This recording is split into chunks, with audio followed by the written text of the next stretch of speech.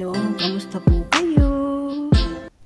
So ito na nga po, ako ay nagki-crave na naman. So napagka-diskitahan ko naman ay yung buto-buto na beef na may tomato sauce. So ito po kakailanganin syempre natin is yung beef na may buto. Meron may laman din siya mga guys. Kailangan mo lang scald siya ng konti para matanggal natin yung parang mga dumi-dumi niya. So yan. And syempre kakailanganin din natin yung mga sangkap kagaya po ng onion, ng garlic. Tapos meron din po tayong spring onion. Nilagyan ko rin po ito ng bay leaf, ng mga iba't ibang sahog kagaya ng star anise. Syempre kasama din po yung red bell pepper, yung chopped tomato. Tapos nilagyan din po na siya ng oil syempre. Tapos guys, konting toyo, asin. And kung meron po kayong basil, mga ganyan, tsaka yung mga whole na black pepper, pwede rin po. So yun nga po, sabi ko nga po sa inyo, scald nyo muna siya. Tapos ilagay nyo siya sa isang pot. Okay. So yun, bali, siya muna natin nalagay guys. Bali, lulutuin muna natin siya ng konti sa, mga konting mantika lang, konting oil. Tapos saka natin ilalagay yung iba't ibang mga regado natin. So, unti-unti natin po ilagay natin yung peppercorn, tapos ilagay natin syempre yung kamatis and everything. So, lahat po yan, tapos halu-haluin lang po natin siya. So, ganyan lang po siya kasi hindi naman po siya ganyan kahirap. Parang hindi naman po, walang pinagkaiba sa ipagluluto ng aprikada. So, medyo iba lang yung ginamit ko.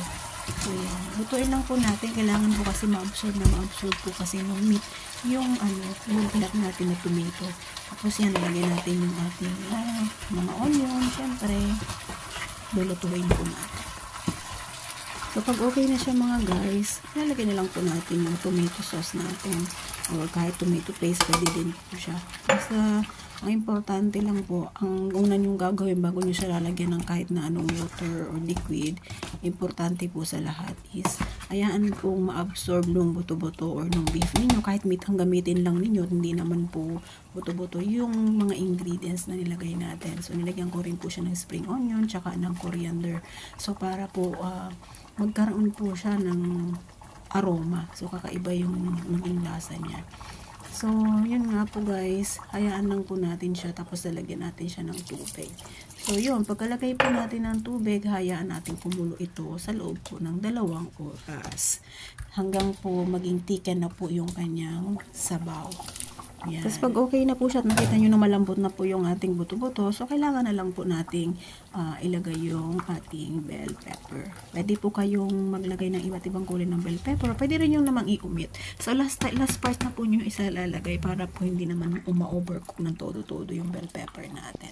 So hayaan lang po natin kumulo ng mga ilang minuto. Tapos yun, pwede na po yung i-serve.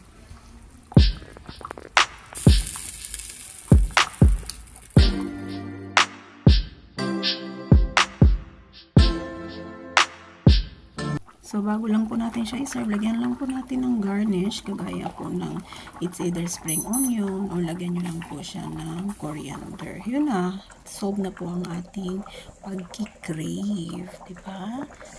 So, sa susunod po ulit, so sana po magustuhan ninyo at let me know po kung nasayahan kayo sa recipe na ito.